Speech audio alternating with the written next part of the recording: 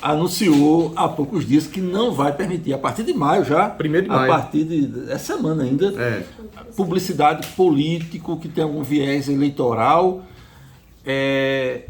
A alegação da empresa, dessa multinacional, foi de muita complexidade e muitas especificidades oriundas de uma resolução do Tribunal Superior Eleitoral sobre o pleito deste ano. Exato. Faz sentido a justificativa? Pois é, até faz total sentido, né? Nós tivemos uma modificação na resolução 23.610, que é a resolução do TSE, que disciplina a propaganda eleitoral. Essas modificações, inclusive, trouxeram inovações que não estavam previstas em lei, dentre elas a responsabilização dos provedores de conteúdo, né? No caso do Meta, que é o proprietário do Instagram, do Facebook, do WhatsApp, e do Google, tanto com as publicações relacionadas ao Google, nas pesquisas, quanto no YouTube, que pertence ao Google. E aí essa responsabilização, né, caso haja o descumprimento de determinações da Justiça Eleitoral e também caso haja aí a não observância de alguns aspectos da resolução, vai enquadrar essas grandes empresas, essas big techs, na legislação eleitoral e impor multas e eventual suspensão de serviços. Obviamente, o Google, temeroso com essa possibilidade, até porque fazer esse filtro de conteúdo quando publicações versarem sobre ataques ao Estado Democrático de Direito, ataques à Justiça Eleitoral, dúvidas acerca da Justiça Eleitoral, da credibilidade da Justiça Eleitoral, que geram imediatamente o dever da Big Tech, da empresa, de suspender esse conteúdo. Então, considerando isso, o Google tomou essa decisão de não promover o impulsionamento das publicações relativas ao conteúdo eleitoral, político eleitoral, a partir de 1º de maio.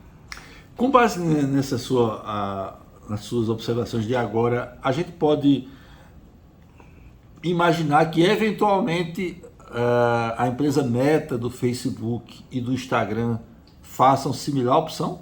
Existe uma tendência, né? Como eu disse anteriormente, o novo texto da resolução ele veio muito duro nesse sentido de impor responsabilidade aos provedores de conteúdo, né? Porque outrora a lógica da legislação eleitoral era toda pela responsabilização daquela pessoa que publica e daquela pessoa que é beneficiada, e com essa responsabilização das empresas provedores de conteúdo, que muitas vezes, enfim, não tem condições de realizar esse filtro prévio, e naturalmente a agilidade para um pleito municipal, como o das eleições desse ano, atendendo a todos os juízes zonais do Brasil, conseguir retirar as publicações no prazo hábil determinado pela legislação eleitoral, há de se haver aí algum sopesamento com relação à vantajosidade de permanecer com esse serviço de impulsionamento por parte do Meta. O Google já entendeu que não há, né? Então existe uma expectativa por toda os staffs que trabalham com campanhas eleitorais com relação a isso, até porque, convenhamos, é um impacto muito grande nas campanhas eleitorais, essa decisão do Google, né? E caso venha a haver essa decisão por parte do Meta também, indubitavelmente haverá um impacto muito grande na publicidade eleitoral. Aproveitando aí ainda o tema, o que é que muda basicamente em termos de mídia convencional e de jornais e redes sociais na eleição deste ano? Com relação à mídia convencional, Ari, nós não tivemos muitas inovações, né? As mesmas regras que já regiam a mídia convencional nas últimas eleições permanecem. Nós tivemos inovação efetivamente com relação à internet, né? A internet em vários setores, inclusive, desde questões relacionadas ao impulsionamento, quanto questões como o próprio serviço jornalístico que você presta, por exemplo, através da internet. Então, quando você tem uma live, né, de um candidato, as lives eleitorais, as lives até a eleição passada ainda não eram enquadradas nesse conceito de ato público de campanha eleitoral, e agora são. Então, uma live de um candidato não pode ser mais retransmitida por qualquer perfil de mídia, seja essa mídia tradicional, seja na mídia digital, notadamente e naturalmente com mais ênfase a mídia digital. Jornalistas podem fazer a cobertura da live eleitoral, podem fazer os comentários, podem fazer a análise, mas não podem fazer a retransmissão. Da mesma forma, como eu disse anteriormente, nós temos aí uma inovação com relação à responsabilização dos provedores de conteúdo.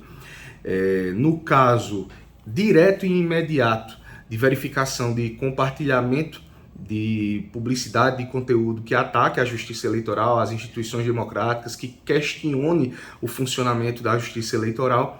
Da mesma forma, nós temos a responsabilização dos provedores de conteúdo, caso não cumpram de imediato, no prazo estabelecido pelo juízo, as determinações da justiça eleitoral. Só que isso a gente vai ter também uma outra inovação, que é o poder de polícia do juiz eleitoral no âmbito da internet, então sem precisar necessariamente de um prévio processo judicial para poder determinar essa remoção de conteúdo, destacando que somente em alguns casos, né, quando aquela propaganda eleitoral viole frontalmente a legislação eleitoral sem caber questionamento acerca de seu conteúdo, mas quando nós temos utilização de inteligência artificial com deepfake, que é absolutamente vedada, quando nós temos divulgação de fake news, que é absolutamente vedada, quando nós temos ataques à justiça eleitoral e ao Estado Democrático Constitucional de Direito.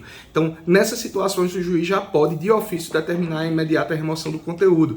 E isso é uma mudança também muito grande que pode impactar no funcionamento aí das Big Techs, dessas empresas provedoras de conteúdo. Nesse universo aí dos grupos de WhatsApp, das listas, tudo zona livre.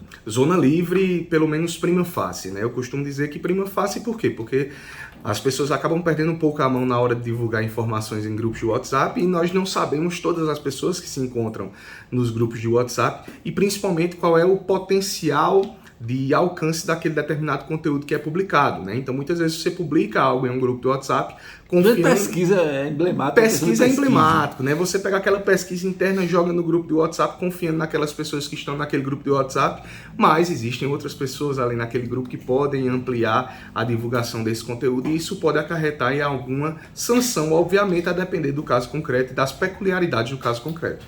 E no caso da internet, em relação a pesquisas, Rodrigo, permanece a mesma lógica dos meios convencionais. Um site de notícias ou algo similar não pode divulgar pesquisa não registrada. Não pode divulgar pesquisa não registrada. Desde o início desse ano, toda pesquisa eleitoral deve necessariamente ser previamente registrada no Tribunal Superior Eleitoral, que tem um sistema próprio para o registro de pesquisas. Esse registro tem que atender às condições estabelecidas na Lei das Eleições para a divulgação de pesquisas eleitorais.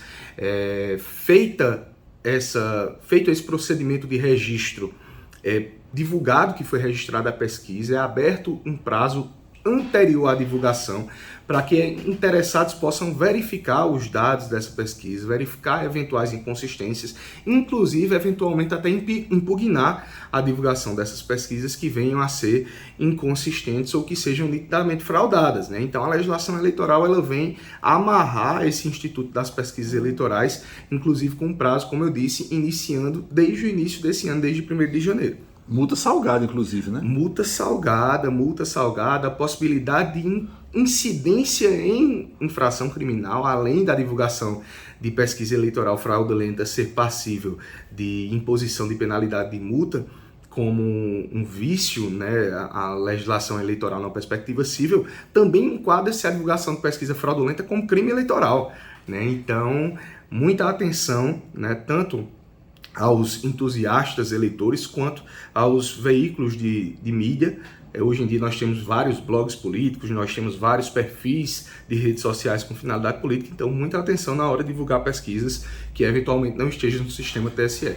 Só para hipótese, para melhor compreensão, se um jornal A ou site B divulga uma pesquisa não na sua plataforma original, mas só na sua rede social, uma pesquisa não registrada, incorre em crime? Incorre. Quem se responsabiliza é exatamente a pessoa que fez essa divulgação, né? Então pode ser até o perfil pessoal de alguma pessoa, né? Nós temos cases, eu já atuei inclusive como advogado, em situações em que o cidadão desavisado, escutando a rádio, escutou uma pesquisa, publicou a pesquisa com um resultado diferente do que foi dito em rádio, porque estava lá no seu carro dirigindo, parou ali no semáforo, pegou o WhatsApp, o Twitter, publicou, e enfim, e acabou sendo penalizado pela Justiça Eleitoral com multa irreversível, né? Então é bom se atentar para isso, porque divulgação de pesquisa fraudulenta e pesquisa não registrada são passíveis de altas punições. Isso